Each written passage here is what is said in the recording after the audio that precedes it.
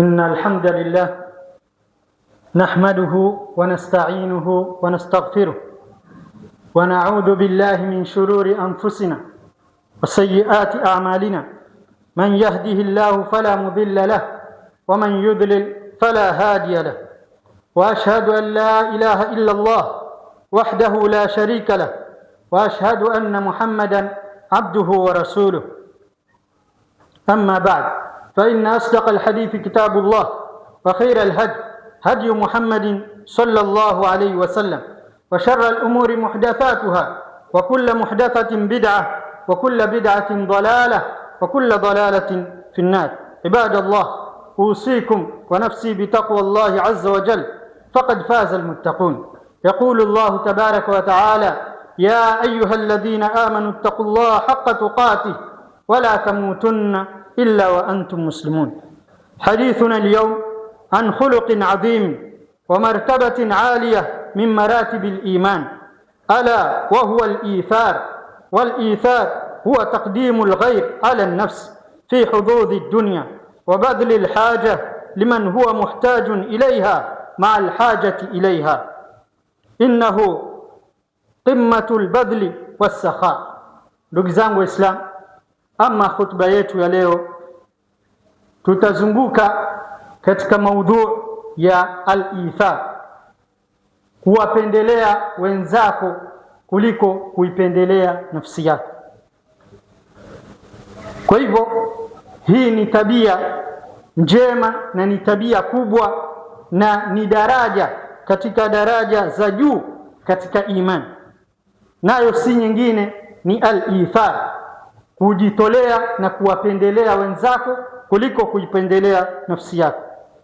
Kama vile walivyotafsiri, huwa taqdimu al-ghayr ala an-nafs fi hududi dunya, ni kuwakadimisha au kuwaweka kipaumbele watu wengine kuliko nafsi yako mwenyewe, na vile vile kujitolea katika kusaidia haja ya mwenzako ambaye ni muhtaji kuliko kuweka haja yako mbele. Na hii inaonyesha kwamba ni upeo wa juu katika mtu kujitolea na kuweza kusaidia wenzake. Laqad imtadaha Allah ta'ala ashaba hadha al-khuluq al-azim fi al-Qur'an al-Karim, faqala ta'ala ba'da a'udhu billahi minash shaitani ar-rajim wa yu'thiruna ala anfusihim walau kana bihim khasasa, ay walau kana bihim faqrun wa haja. Anasema Allah subhanahu wa ta'ala katika kuwasifu watu kama hawa wenye tabia njema na tabia ya hali ya juu katika Qur'ani yake tukufu katika suratul Hashr, akisema kwamba wanajitolea kwa ajili ya watu wengine kuliko kuangalia nafsi zao, hata kama wao wana haja zaidi. Anasema walau kana bihim khasasa, ay walau kana bihim faqrun wa haja, hata kama wao ni mafakiri, hata kama wao wana haja zaidi, lakini wanapendelea wenzao kuliko nafsi zao. Hii inaonyesha kwamba ni moja katika tabia za Waislamu. Lakini tujiulize, sisi Waislamu wa leo tunao hii tabia? Je, tumepata kiigizo chema kutoka kwa mtume wetu na masahaba zake katika kuifanya tabia kama hii? Maal asafi shadid, utakuta kwamba sisi leo hatusifiki na tabia kama hii, isipokuwa wale ambao sio katika sisi ndio wanakuwa ni wenye kujitolea zaidi kuliko sisi ambao tumefundishwa na dini yetu ya Uislamu, ambayo ni dini ambayo ni iliyokamilika kabisa. Ayuha almuslimun, inna a'zama suwari al-ithar wa arwa'iha ma darabahu lana an-nabiy sallallahu alayhi wa sallam wa ashabahu al-kiram ridwanullahi alayhim.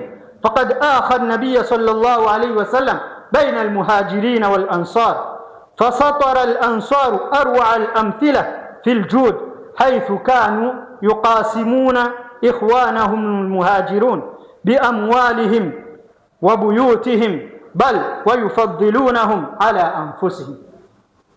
Ndugu zangu Waislamu, hakika katika picha kubwa za ithar ni ule mfano ambao aliotupigia mtume wetu na masahaba zake watukufu, radhi za Allah ziwe juu yao, pindi mtume alipofika katika mji wa Madina baada ya kugura kwake kutoka Makka, akawafanya ni ndugu kati ya Muhajirin na Ansar.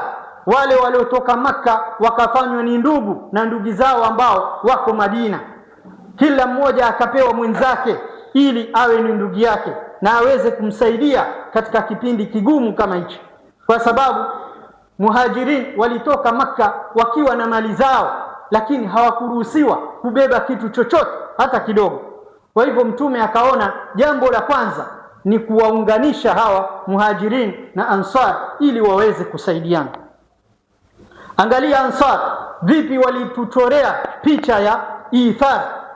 Ni kwamba walijitolea hawa maansar katika kuwagawanyia ndugu zao Muhajirin katika mali yao, nyumba zao, na wakawafadhilisha wao zaidi kuliko kujifadhilisha nafsi zao, mpaka ikafikia kwamba baadhi ya masahaba wa Kiansar walikuwa wakiwaambia wenzao Muhajirin, mimi nina wake wawili, chagua yule umpendaye umchukue wewe, mimi nimuache wewe umuoe. Hebu niambie ni upeo wa hali gani katika kuonyesha ithari zao za nafsi zao, kwamba walikuwa wanawapendelea Muhajirin kuliko wao wenyewe. Mpaka wengine wakawaambia kwamba mimi nina mashamba, kwa hivyo njoo uchague lile shamba ambalo litakupendeza zaidi uchukue wewe. Lakini angalia masahaba zile imani zao zilivyokuwa juu. Miongoni mwao ni wale waliosema la, nionyeshe mimi soko liko wapi. Hii inaonyesha nini? Kwamba mtu atakaniwa ajitahidi yeye mwenyewe, asingojee kusaidiwa. Hawa masahaba wakawa ni wenye kuonyeshwa soko, na wakatafuta capital kidogo, wakanunua vitu na wakaweza kuuza. Mwenyezi Mungu akawabarikia na wakawa ni matajiri wakubwa sana. Sio wewe kama Waislamu wa leo ukishapata mtu kama huyo basi wewe unasema hapa tandika ulale. La, sio hivyo. Lazima ujitahidi. Yule mwenzako omba akusaidie kitu kidogo, alafu wewe mwenyewe ujiendeleze katika maisha yako. Hii ndiyo picha ya masahaba, vipi walivyokuwa na ithar, vipi walivyokuwa wakiwapendelea ndugu zao kuliko wao wenyewe. Fi sahihain jaa rajulun ila an-nabi sallallahu alayhi wasallam ja'ian falam yakun fi buyuti an-nabi ta'am faqala li ashabihi man yudhayifu hadha al-layla. Imepokewa katika sahihi mbili, sahihu al-Bukhari na sahihu Muslim, kwamba alikuja siku moja kwa mtume mtu mmoja ambaye alikuwa na njaa sana, na kulikuwa kwa nyumba ya mtume au nyumba za mtume sala na salamu zimfikie yeye hakuna chakula kabisa. Kwa hivyo akawapendelea masahaba zake wapate fadhila kama hii, akawauliza ni nani ambaye atamchukua huyu awe mgeni kwake yeye kwa usiku wa leo. Faqama rajulun min al-ansar wa qala ana ya rasul Allah. Akasimama mtu mmoja katika masahaba wa Kiansar akawaambia, ewe mtume, mimi najitolea. Faakhadahu ila baitihi walam yakun indahu min at-ta'am illa ma yakfi sibyanahu. Akamchukua huyu mgeni na akaenda naye mpaka nyumbani kwake, na akaona kwamba nyumbani kwake hakuna chakula isipokuwa kichache ambao kilikuwa kinawatoshelezea watoto wake. Faqala li zawjatihi, akamwambia mke wake, allili as-sibyan wa nawimihim fa idha dakhala ad-dayf faslih as-siraj wa atfi'ih linuriyahu annana na'kulu ma'ahu. Faakala ad-dayf wa bata az-zawjayn ja'i'ain. Hebu angalia hii picha kwamba vipi masahaba walikuwa wakijitolea kwa ajili ya watu wengine kuliko nafsi zao.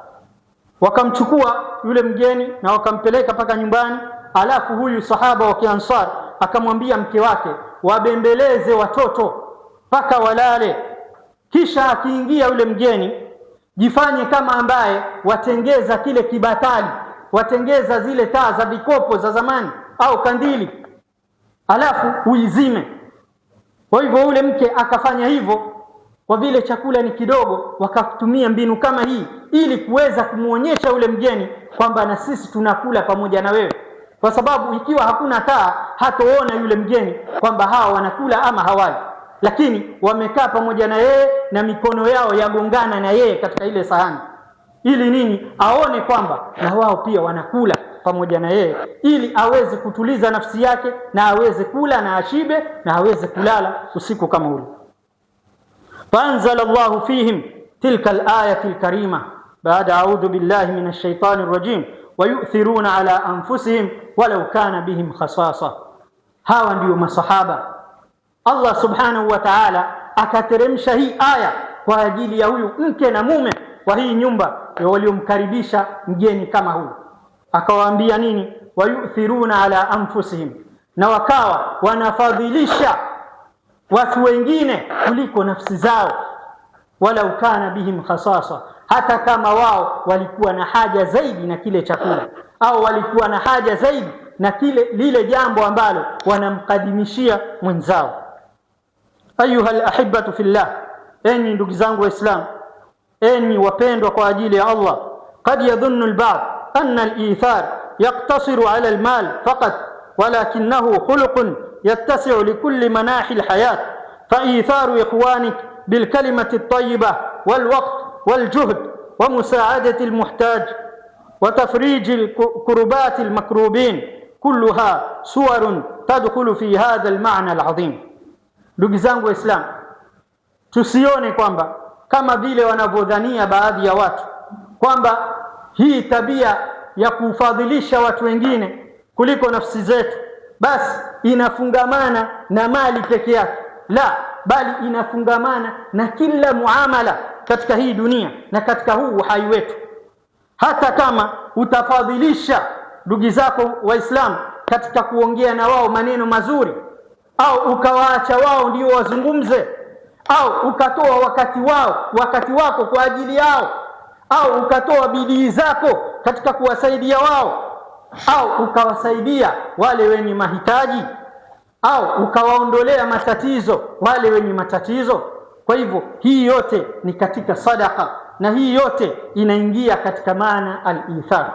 Tusione kwamba kumsaidia mtu basi ni kumsaidia kwa pesa, kumsaidia kwa mali, kumsaidia kwa hivi na hivi. La, hata ukamsaidia katika kumpandisha katika kipando chake, kama vile tunavyojua kwa lugha za leo kumpatia mtu lift. Ukamwona mtu yatembea na mguu na pengine ni mahali mbali pale anapokwenda, basi ukamfungulia kipando chako, imma ni gari, wakati wa zamani ilikuwa ni ngamia, farasi na kadhalika, lakini wakati kama huu ni uwe na gari yako mzuri, ukamfungulia mwenzako pasina kutaka badili, imma nauli au chochote, ukamsaidia katika kumpeleka kule anapokwenda. Hiyo pia inaitwa katika ithar. Au ukamsaidia mzigo katika kumpandishia katika kipando chake, hiyo pia ni ithar.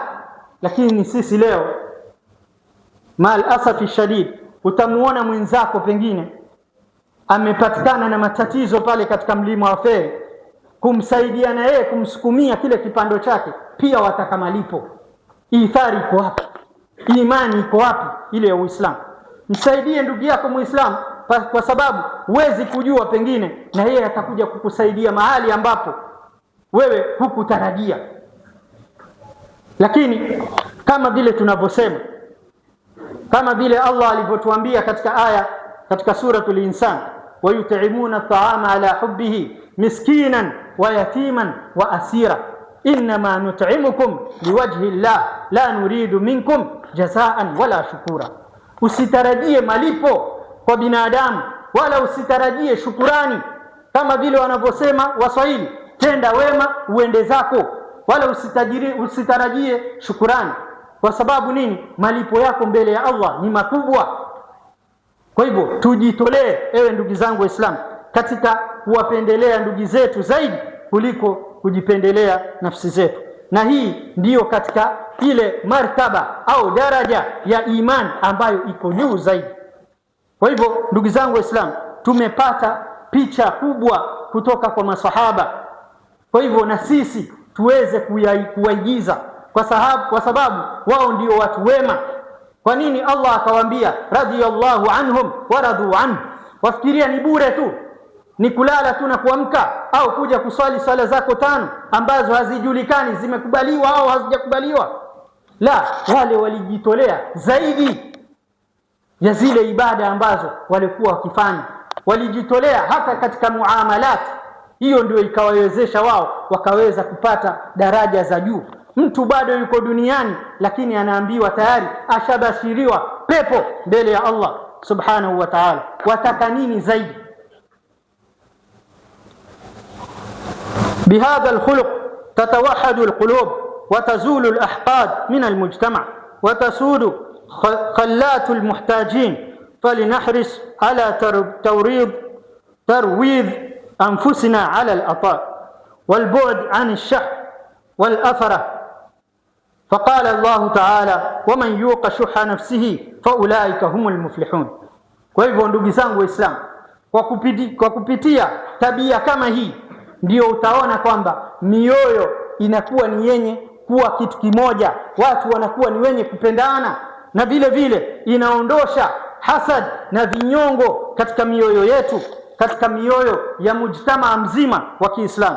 Na vile vile tutaweza kufunga zile mahitaji ya wale wenye kuhitajia, na vile vile tujizoezeshe na kufanya bidii katika kuzizoezesha nafsi zetu katika kupenda kutoa na kujiweka mbali na sifa ya ubakhili, kama vile Allah alivyotuambia mwisho wa hii aya akisema waman yuqa shuha nafsihi faulaika humul muflihun.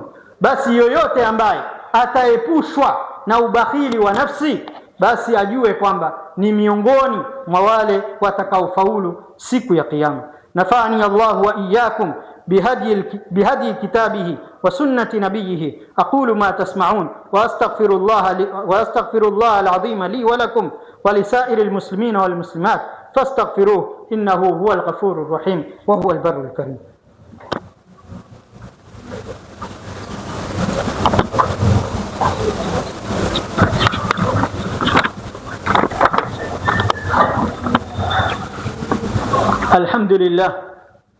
الحمد لله وكفى والصلاة والسلام على المصطفى محمد صلوات الله وسلامه عليه. أما بعد، فاتقوا الله عباد الله، واعلموا أن الإيمان يزيد بالطاعة وينقص بالمعصية، وأن الجود يمحو الخطايا والبخل يورث الندامة. Ndugu zangu Waislamu, tukimalizia ni kwamba tujue ya kwamba imani siku zote inazidi kwa kutii, kwa kufanya taa kwa wingi, kumtii Allah subhanahu wa ta'ala, na vile vile inapungua kwa mtu kushikamana na maasi, akawa yeye kila siku yeye ni mtu wa kufanya maasi, basi ajijue kwamba imani yake inapungua. Kwa hivyo imani ni kitu cha kujaa na kupungua.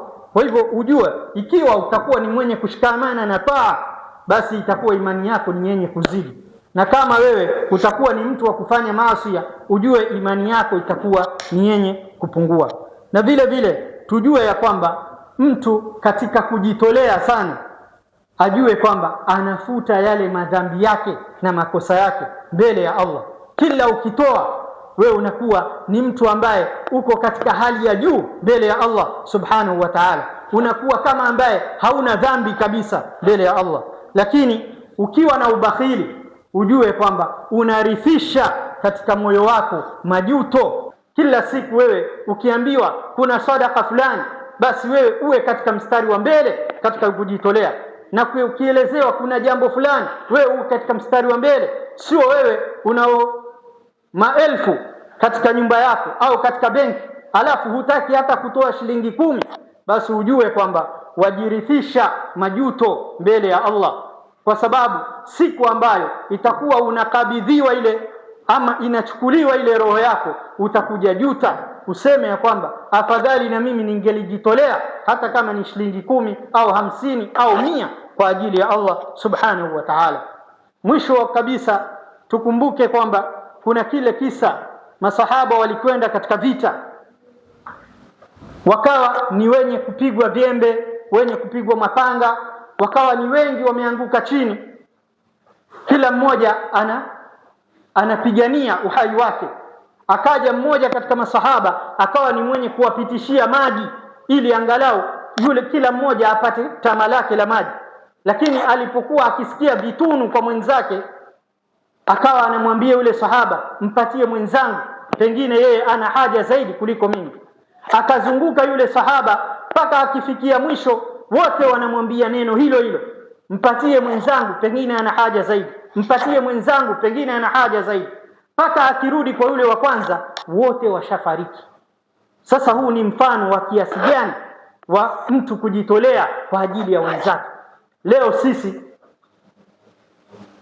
tusiende mbali, tuangalie tu hapa msikitini kuna matatizo mangapi leo. Je, kuna mtu mmoja ambaye amejitolea akaja akamuuliza chairman, wewe kila siku tukuona kila baada ya swala ya Ijumaa watangaza mchango wa token, hebu nielezee na mimi hii token yenu ya wiki mzima inatumia pesa ngapi, ili ajitolee hata kama ni wiki moja tu, kusiwe na matatizo ya token tena. Ama aje amuulize muadhin, wewe una tatizo gani hapa katika msikiti, au una tatizo gani katika familia yako, ili ajaribu kumsaidia. Au hata akaja akanifuata na mimi kuniuliza, bana Sheikh Khatibu, watoka wapi wewe, tukuona kila siku waje hapa, je waje kivipi, hii pikipiki yako waijaza vipi mafuta ili uweze kufika paka hapa?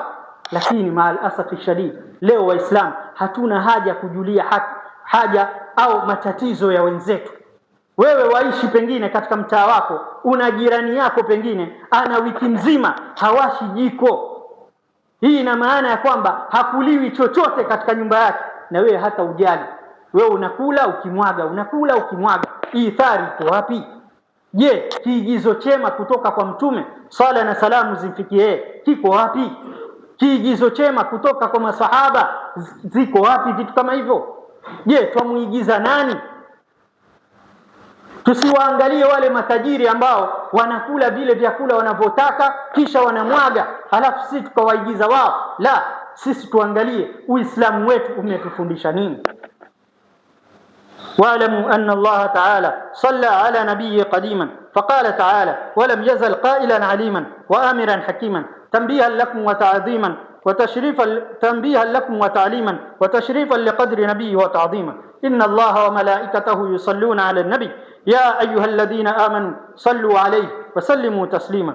اللهم صل على محمد وعلى آل محمد كما صليت على إبراهيم وعلى آل إبراهيم إنك حميد مجيد. وبارك على محمد وعلى آل محمد كما باركت على إبراهيم وعلى آل إبراهيم إنك حميد مجيد. وارضى عن الأربعة الخلفاء السادة الحنفاء وأئمتنا أبي بكر الصديق وعمر الفاروق وعثمان ذي النورين وعلي بن أبي طالب أسد الله الغالب وغيرهم من الآل والأصحاب، وعن التابعين وتابع التابعين وتابعيهم بإحسان إلى يوم الدين. اللهم اغفر للمسلمين والمسلمات والمؤمنين والمؤمنات الأحياء منهم والأموات إنك سميع قريب مجيب الدعوات يا قاضي الحاجات ويا كافي المهمات برحمتك يا أرحم الراحمين.